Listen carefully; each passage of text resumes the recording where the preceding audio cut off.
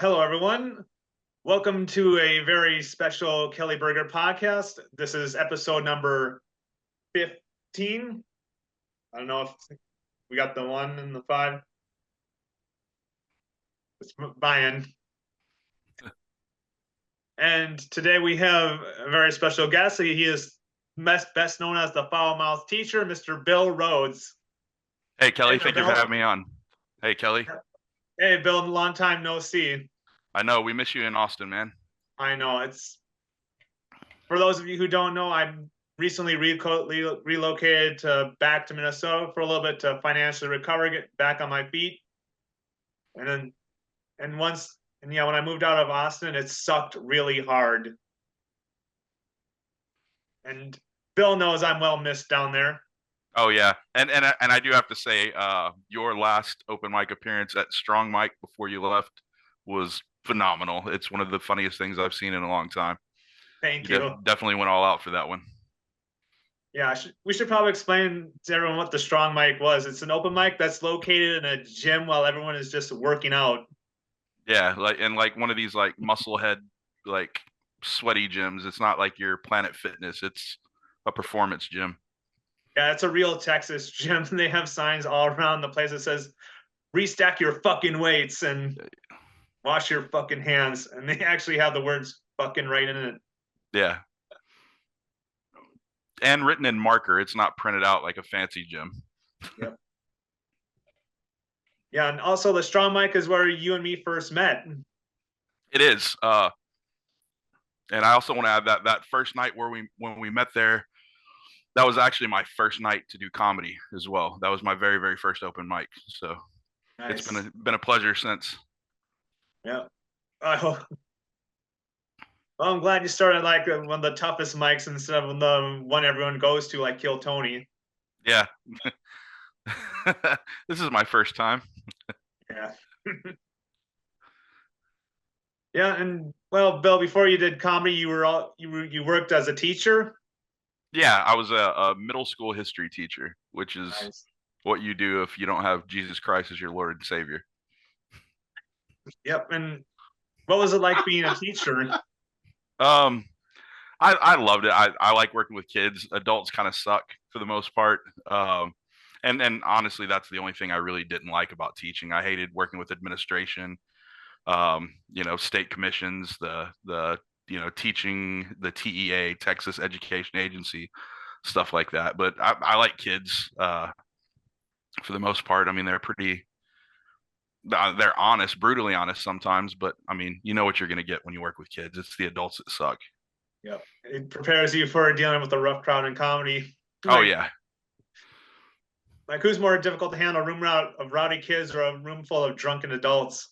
It's kind of similar sometimes. It depends on which room of adults you're in, but yeah, it's pretty similar. And before I was a teacher, I worked in the prison system, so I also worked with inmates, which rowdy inmates are probably a little bit closer to a rowdy comedy crowd than. Yeah, that's another thing I was going to bring up. Like, before you were a teacher, you were a prison guard before that. And how many years were you a prison guard? 8. Well, yeah, about 7.5, 8. I was a guard, honestly, for about 3 months. I got promoted to a supervisor and riot team commander pretty fast. So I spent more time training and actually like doing riot controls, things like that. So a lot of time on the road. Nice. And what would surprise a lot of people about prison? Like, is it like in the TV shows where everyone has to stay on guard? The worst day at an actual prison is better than the best day that you see on Orange is the New Black or anything like that. It's not that bad. It's kind of like summer camp for adults. And I mean, you do have your bad units, things like that, but your average prison facility, people are just trying to do time and get out of there. I think I knew probably more shady officers than shady inmates at times. That makes me feel good about our legal system. Yeah. And now that you just started a summer camp, it makes me want to kind of go. You get 3 free meals and a place to sleep, and you'll come out perfect health, nice set of teeth. Yeah. Well, I'm sort of in that situation right now in my finances. I moved back with my parents, so I did that. My kid's mom and I split. She took off, left me and the kids high and dry. At about 30, I moved back in with my parents for a little while with three kids at 29 and 30, somewhere in there. And it worked out all right. Nobody got killed. So, Yep. I suppose with your experience as a teacher and as a prisoner guard, you might as well say them, oh, might as well go to comedy. I have plenty of interesting stories to tell. and truth be told, I attempted comedy 2011, 2012, somewhere in there. And it was horrible. It was hack stuff. I did a few open mics, the exact same jokes every time I went up, and they weren't good. It's all dick and fart jokes, things like that. Yep. Now that I'm older, more life experience, you know, more job experience. Single dad for 11 years. I've got some great material and just life stories that people can actually relate to. When you get up on stage and you're just telling these like hack jokes, a lot of people are like, I've heard a version of that. I saw a version of this. It's not personal. It's not honest. So Yep. now a lot of what I do is a little more genuine. Yep. It's sort of like when you're a young kid, you watch a movie for the first time and you think you're the first guy who ever watched a movie and tell all your friends about it. Yeah. That's sort of like what I see when comedians tell generic jokes. And also, you started in stand up when in 2011. That was also in Austin. It was actually at the Dig Pub a long time ago. I did a few Wow. performances at the Dig Pub, and there was a little sports bar. It was all in Cedar Park. I didn't travel far. It was all within less than a square mile. Yep. So you got to see Austin before the big Joe Rogan rush came in. I did, and I did. I got to do open mic one time at the Velveeta Room, and that was the place to get into because I mean Cap City was hard to get into. Nothing else existed. The Velveeta Room was that was it. Like that was the top spot to Yep. try and go get a spot on to do open mic, and it wasn't as saturated. It was a bunch of Austin area people. You may have an implant from here and there, but they didn't move here for comedy. They moved here for work or just whatever other reasons they came here. But it wasn't that comedy scene of, yeah, I'm living in my van, down under the bridge under 35 I-35, and yeah, I'm a professional comedian now. Yeah, I know So that block has 5 clubs on it. yeah, and yeah, you got homeless people running open mics, podcasts being run out of vans, and yeah, it's can you call yourself a professional if you live in a van? Like, You can call yourself a nomadic traveler. there you go. So comedy in a Mad Max world. Yeah, it's that's pretty accurate. Yeah, I call the Kill Tony stuff the comedy Hunger Games, but I think it's a little Mad Max is a little more accurate than the Hunger Games. Yep. And yeah, you have an interesting story with your experience on Kill Tony. Yeah. So I just and I'll jump right into it. My final punchline. I was comparing working in the prison system and working in education. So I said, there's I think, and I said it wrong. Let me defend myself real quick. I said there's a lot of parallels. Uh, Evidently, I put the emphasis on the wrong syllable whenever I say that word, and they made fun of me for that. There's Well, a how lot of did you say it? I said parallels because Oh, I emphasized the last syllable because you do in parallelogram, and I was a big math nerd, but evidently it's parallel. And so Kirk Fox and Tony Hinchcliffe made fun of me for that one for a minute. But so I said there's a lot of parallels between inmates and students. Um, I'm constantly telling them, please walk on the right side of the hallway. I always have to listen to them bitch about cafeteria food, and the only way to get fired from either job is to fight one of them or fuck one of them. And even then, I feel like they would just ship you to a different facility. And I was never saying, hey, it's okay to fuck kids like that. That never came out of my mouth. That was never, my intention. I think it's the stresses on the irony that yeah. teacher there's such a shortage of correctional officers. There's a shortage of teachers. You really have to fuck up in that job to get let go. um so those are the two reasons I said there's this bitch named Amy in human resources who was trying to find a third reason, and that is going on Kill Tony and talking about fighting and fucking kids. And Yep. so Is that the she joke called, that you? Is that the joke that got you fired from teaching yeah, well, and or the relocated? semantics, yeah. So I was put on administrative leave, and they told me, look, we'll accept your resignation because teachers are under contract.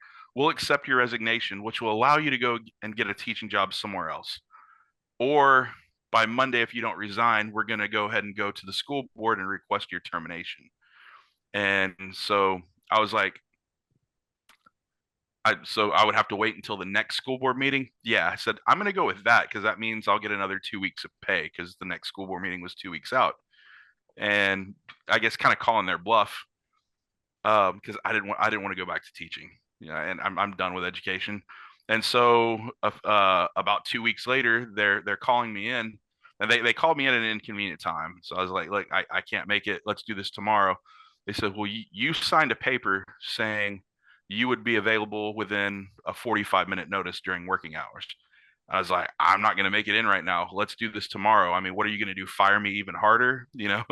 And come to find out, I went in the next day. They rescheduled the meeting, and the school board would not accept my termination. They said that You there's a like lot the of, jokes?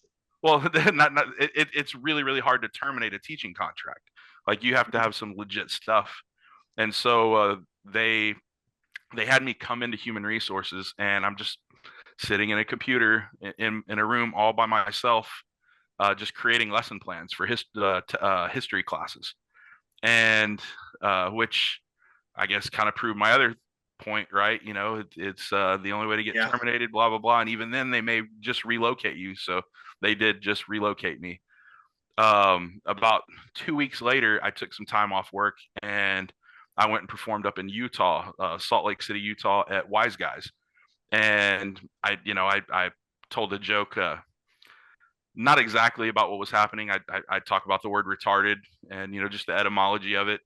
And I was like, yeah, some bitch named Amy in human resources didn't like that I used the word retarded in my comedy.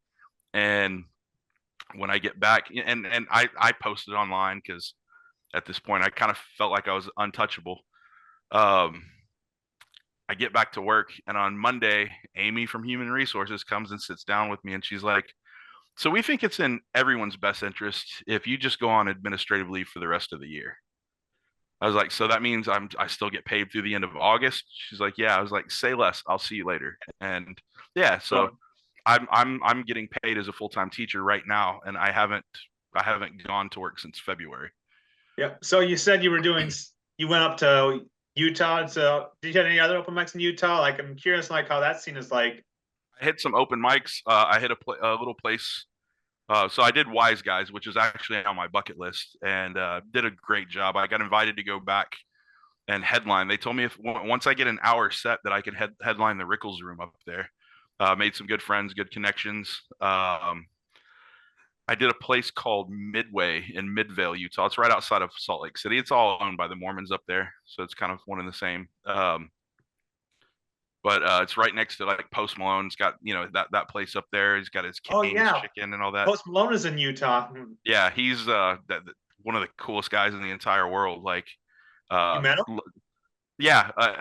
So my sister-in-law's husband, or my wife's brother-in-law, however you want to put it, the guy that's married to my wife's sister, he owns a warranty appliance or an appliance warranty company. And so he's actually gone to his house and worked on stuff and all that. They've got a lot of connections. We go up to Brighton to take the kids skiing. That's where his place is up at, and all that. He's just a really cool out and about guy in the Salt Lake City area.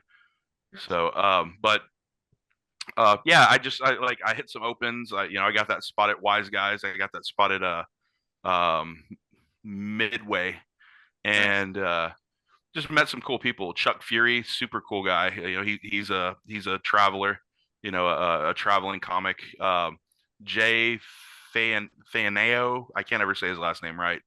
Amanda Earl, Ben the King.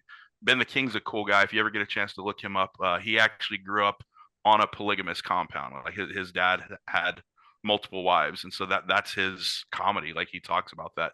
It's just kind of it's really really cool to get outside of Texas and see the Yeah, different cultures everywhere you go. And then I got to go spend 2 weeks in Florida in the Fort Lauderdale area. I got to meet nice. Nick Masick, some big guys like that, and found out I'm a lot funnier outside of Austin, Texas than I am in Austin, Texas. So Yeah, like Austin is sort of like it's a hub now, sort of like LA and New York, where the mics are just super compacted and it's rooms are super tough. yeah, it's a saturated market here. Mhm. And you got I to do all that traveling because you got on administrative leave. yep, yeah, I was getting paid for it, and my wife Yep. my wife works in travel, and so a lot of the time we don't really pay for airfare, hotels, things like that. Yep. And also Um, another comic we know got fired from what they said on Kill Tony. Another teacher, Teresa. yeah, Teresa Adam. Teresa's deal was a little bit different though, and just that she wasn't a contract teacher. She was a paraprofessional. She was like she's an hourly employee, and since Texas is a right to work state, they can fire you for. I mean, if you fart in the break room and somebody doesn't like it, they can let you go. It's actually being on that teacher contract that saved my ass. Yep. And I guess that's why before everyone signs up for Kill Tony, they have to sign that waiver. Yeah, yeah. It's one of the you can't hold them liable for anything that happens. If you run off stage crying because your feelings were hurt, that's on you, not on them. Like, Yeah. And yeah, I guess it'd be weird if you went on Kill Tony today without knowing what it is, especially with how big it's gotten. I'm gonna be honest with you. The first time I signed up for it, I had never seen an episode. Really? Yeah, so I love stand up comedy. Um, Never a big YouTube guy. I've watched just about every special that's popped up on Netflix. Um, I just wasn't pulling up stuff on YouTube. I wasn't pulling up stuff on TikTok or anything. So the only reason I'd even heard of Kill Tony is because one of the teachers that I worked with, pretty cool guy that hang out with him, go out drinking, smoke pot with him, stuff like that. Like he's just kind of one of those laid back, chill teachers. I invited him to some open mic comedy stuff, and he's like, "Hey, are you gonna try to get on Kill Tony?" And I had seen it before, like just on the Comedy Mothership, uh, the ticket sales, and I had zero interest in it because I thought it was like sketch comedy or just something weird. It looked like just some off the Yeah. wall thing, and um, I was like, nah, no, I don't do that sketch stuff. And he was like, oh, it's funny. You should check it out. And before I had ever watched a single episode of it, I had talked to another comic who he invited me to come to sign up the first time, and I signed up the first time. That night, I went home and watched an episode, and then a week later is whenever I signed up and got pulled for Kill Tony. I'm lucky I watched that one episode because Yeah. Yeah, I because mean, now you're working with some comics who have been featured and had really good sets on Kill Tony. yeah. So, but could you imagine never seeing an episode of Kill Tony and knowing nothing about it and getting pulled out of the bucket to go on? I mean, like that concept of, hey, you get to be a stand-up comic, but only for 60 seconds, and then we're just going to make fun of you for 10 minutes. Like, Yep. I wouldn't even know how to react to that. So I got lucky. I at least watched one episode. Yeah. And then later on, then we got to go to the arena show at the HB Center on New Year's. That was fun. That was a cool experience to see it that big, that live. Um, I kind of look at that the same way I look at. Oh, sorry, dogs are going nuts. I look at that the same way I look at Matt Rife. Matt Rife is brilliant. He's not an overall stand-up comic. He's good at riffing. He's good at crowd work. He's an entertainer. He's a great public speaker. Mhm. But he sucks in arenas. He sucks in a large event because he's more of an intimate setting kind of guy. Yeah, that's You know, usually the case with most comedians because, like, an arena, it's big, it's massive, and sometimes good comedians they sort of riff in yeah. So the you closed miss out section. because if you're up in the nosebleeds and he's talking to somebody in the front row, that's immediate disconnect unless you've got great camera work and big screens to be able to see what's going on. But then at that point, like I may as well be watching that clip on TikTok and not be there live. Yep. I have a friend that went and saw him at the ACL theater, the small Moody room, and they said he was phenomenal there. Like it was just this cool setting because even the sucky seats there are good seats.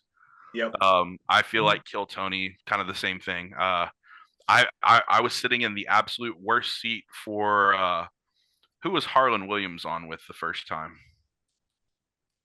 Let's see. Are you talking about the arena shows? No, Harlan Williams. I can't remember who he was on with, but Harlan Williams' first Kill Tony appearance. I was in the absolute worst seat. Like you walk in the door and sit down, and I still felt like I was a pretty like an intimate part of the show because it's a small venue. But Mhm. then the arena show, the first night when we went, Yep. my wife and I had tickets, and you were sitting up with the dogs in the comedy section, Yeah, I and was. I was in the corner and I could hear like it cut out every other words because yeah, I was behind the speakers, not in front of it. kind of like being on stage when you can't hear the words because you're behind the speakers. Mhm. But you had better seats. You had a better show than we had where we were sitting because we just had shit seats. I Um, just remember, I remember it cutting out during Brian's Holtzman set, so I would catch the other phrase. So yeah, I didn't know like the full steps. I just heard blank, blank. Then all of a sudden, random, he just yelled out, "Go kill yourself!" yeah. I'm It like, what's the piece of what puzzle pieces I'm missing? And then you're I saw missing. people so many guys getting escorted out during his set. Yeah, and that's the other thing that kind of sucks is when you have an arena show, you have a lot of people who show up there that aren't part of the because it's a cult. It's a cult society.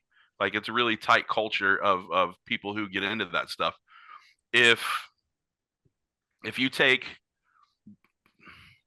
I don't want to say the HEB Center, take the Moody Center in Austin, great big scene, right?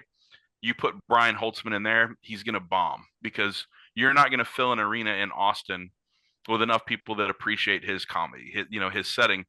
But that small, like that cultish setting, like there's enough people to go and fill the comedy mothership. Whether it's Yeah, the big room, the Fat Man or Little Boy, whatever the rooms are there.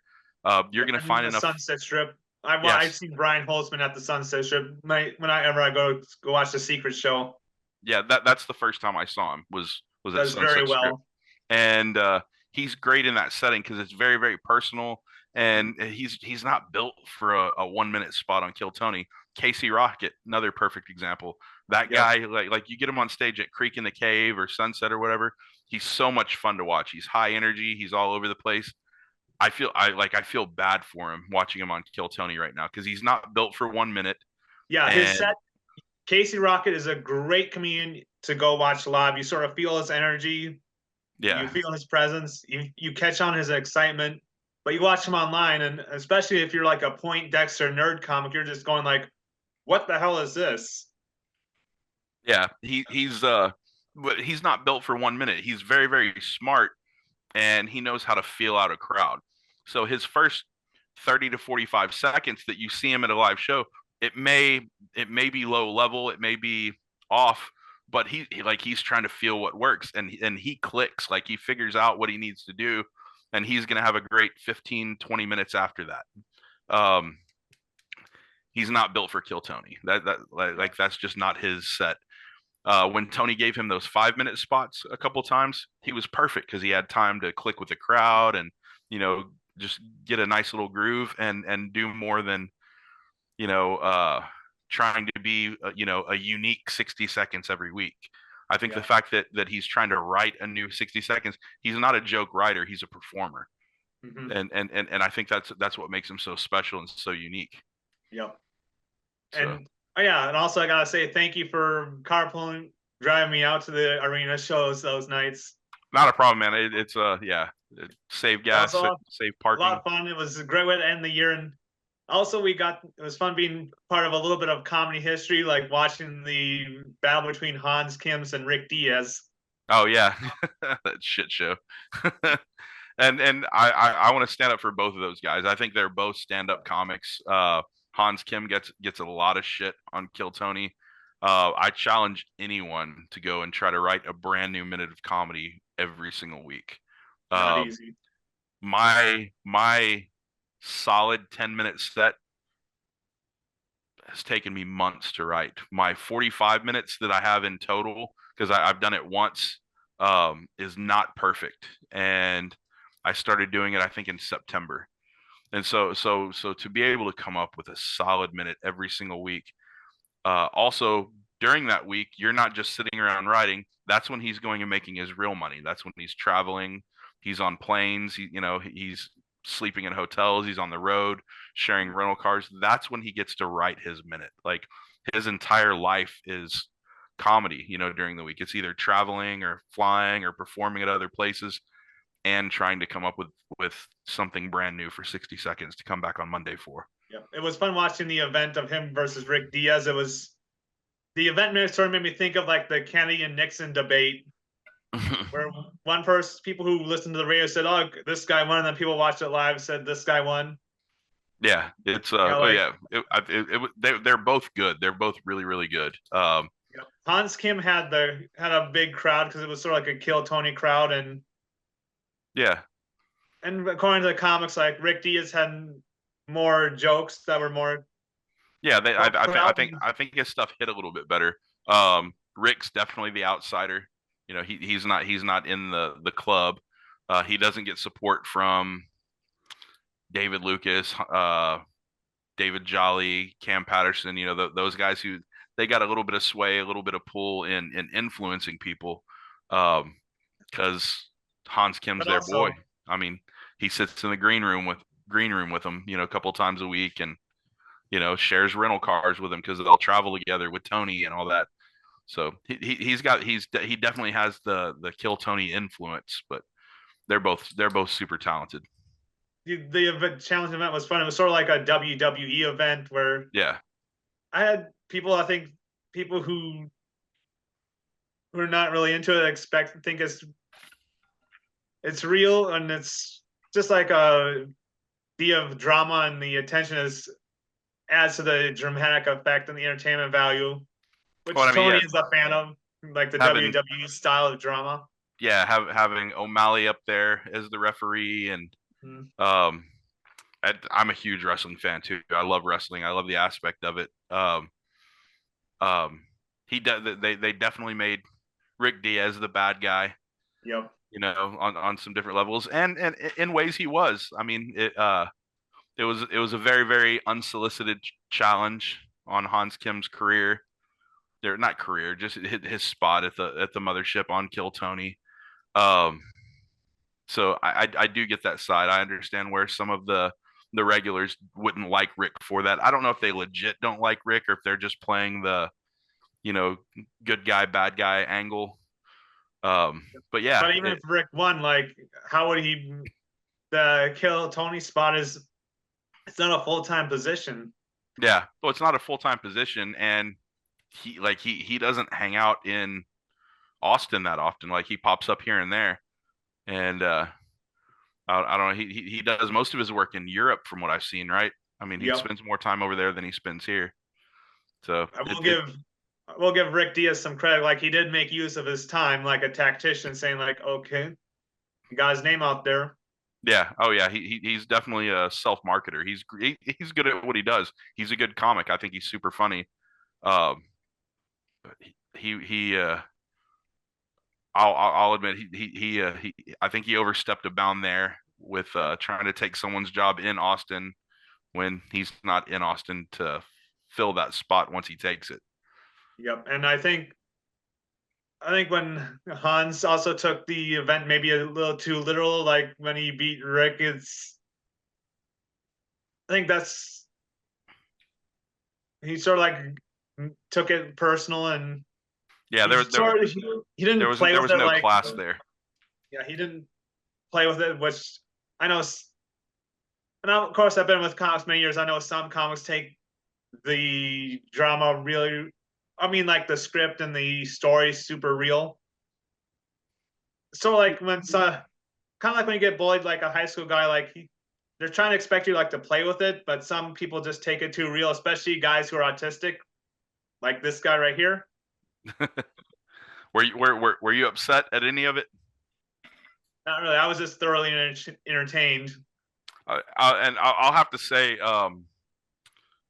John Horner, Jack, Jack Horner. He's going by his real name now, John Horner. Um, I think he's the only person that's happy that you left because now he gets to be the real oddball on stage whenever he's up there. So he's kind of stepped up and filled your shoes. So Yeah. and not really. I'm just making fun. But yeah, I like the way they pitted them against each other. I hate that because when you go watch comedy, it's for laughs, it's for fun, it's we want it to be funny, and I think Hans Kim made it uncomfortable at the end, almost like when you watched it, when he was oh, I won, you little bitch, saying stuff like that, like he could have rubbed it in, they could have shook hands, they could have hugged each other, fist bump, just something like that, and then squashed it right there. But I think he made it super awkward, But just as a fan.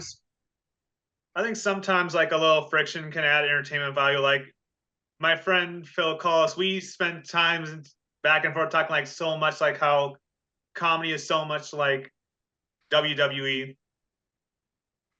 Just Yeah, like there's that heightened drama, and some people take it real, and especially like when the podcasting shitting community where people trash talk each other through podcast through pod back and forth.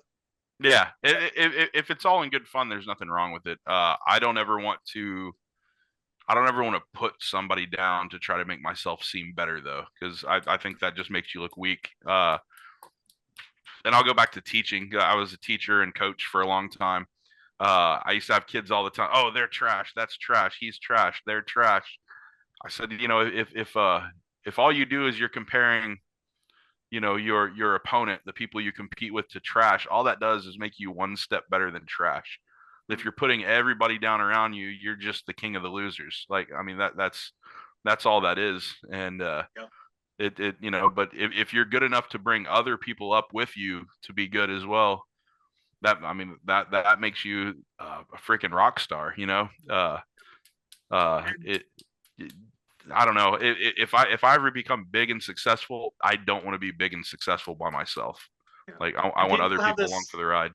I think a lot of people have this misconception about comedy. They think like, oh, if there's so many of them, it won't be good. But they think like they have this scarcity mindset. Think that there's only these many spots. But I think if there's more people doing comedy, there's more people who are setting up shows, more people to work with, and more people to make each other better.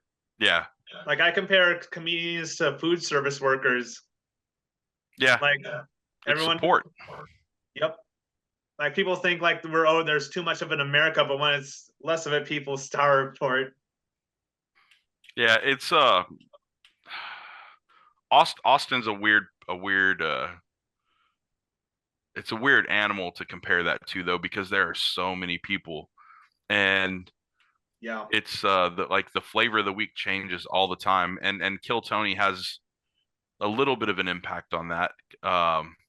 That Mhm. night that we went, that was Nikki Coleman's first performance in Austin. She had just driven in from Mississippi, and she got pulled for it. I think she was the funniest person both nights combined that got Oh, on stage.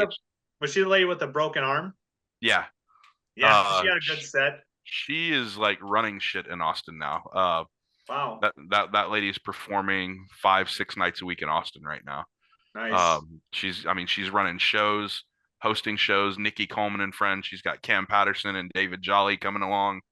Um, she's just like she's a superstar, but she's a very helpful person too. She's actually headlining my show this Saturday.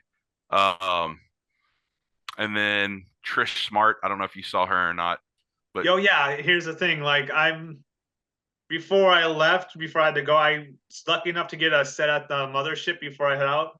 oh yeah, that's right.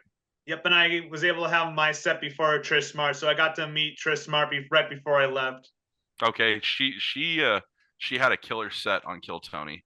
Yes. Super super smart comic and just great on the mic. Her banter is really good.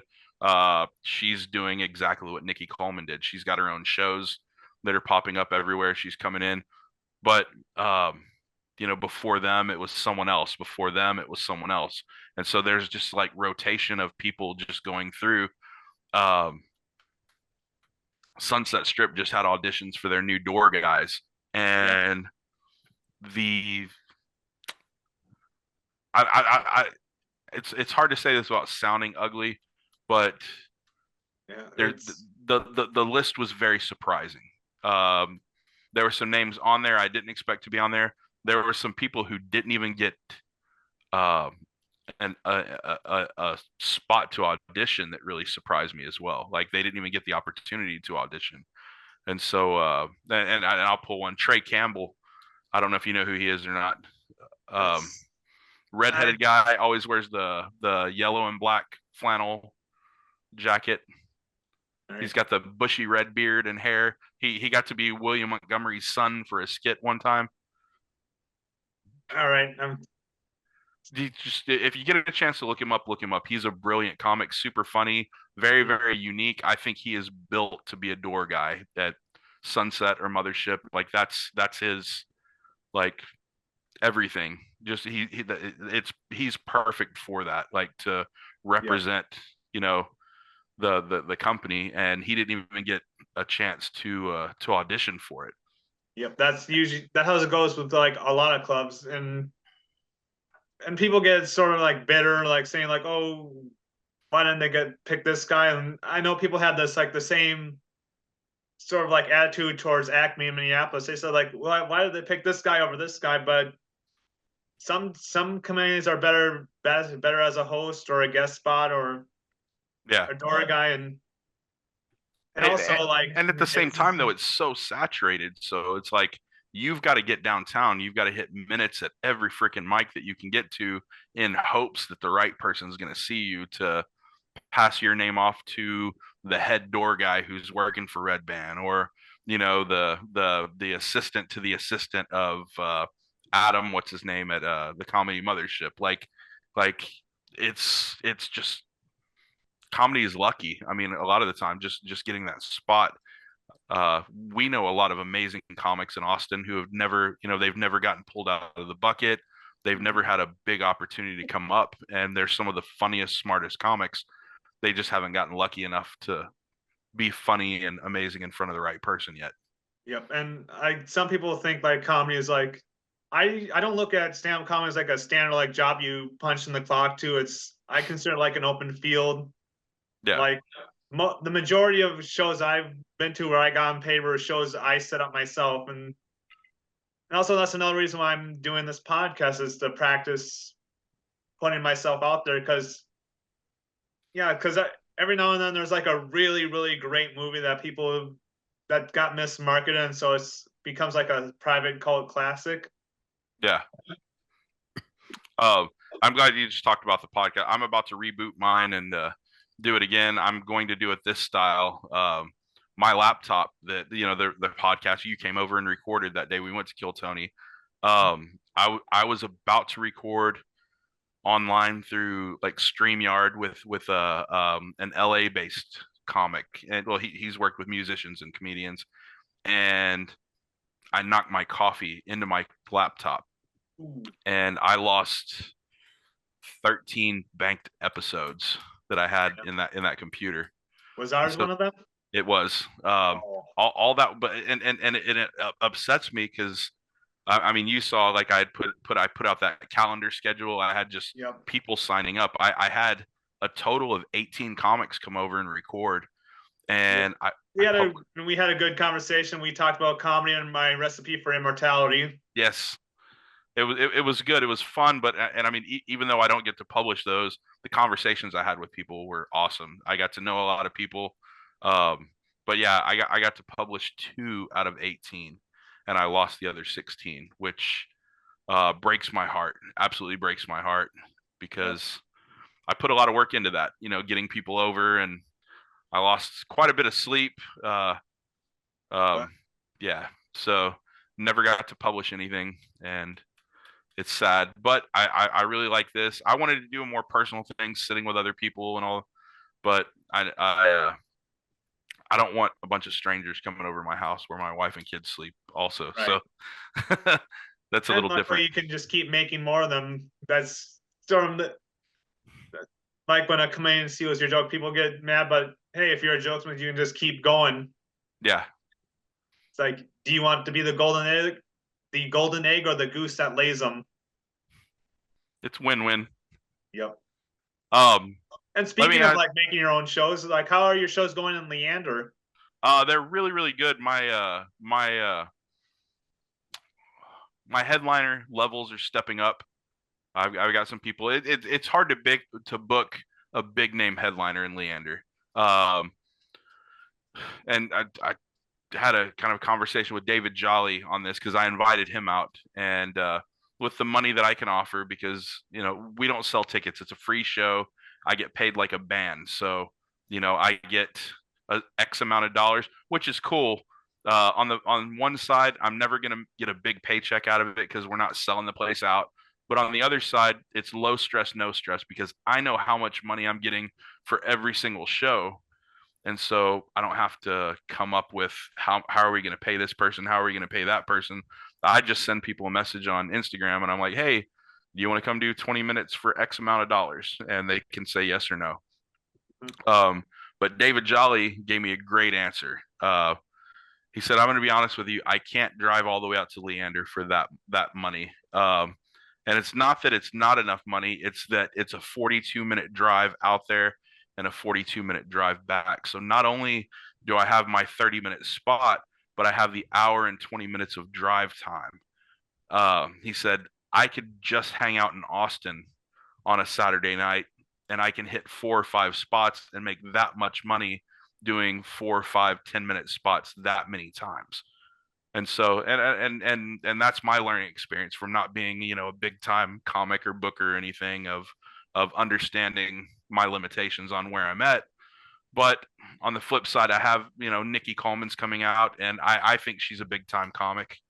Um, 2 weeks after that, Ryer Cameraman's coming out and headlining, Nice. and all that. And I look at Ryer like Casey Rocket. She is brilliant. She's absolutely brilliant.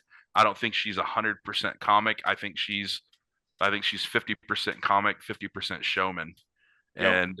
and just amazing. So unique. I think she's even more unique than Casey Rocket. Yeah, I'm Uh, trying to get Ryan on a couple of my shows, and yeah, yeah, Ryan she's. has I'm sorry. he gets I just was. She's an absolutely beautiful person. The naive, sweet sentiment that you get from her comedy, that's her real life personality. A real life conversation with Ryer is exactly the same character that you get with her comedy, which makes me love her even more. yeah, and yeah, and I think also we should. Oh, I think the last thing I want to talk about is like the last gig I did with you, the down out in Elgin. Oh yeah. That was Oh man. another big learning experience. Learning experience. You should have some skits that come out of that one. Yeah, yeah, that was the gig that sort of broke me. Like Yeah. when I went to, Yeah, it was a horrible situation all the way around. Elgin sucks.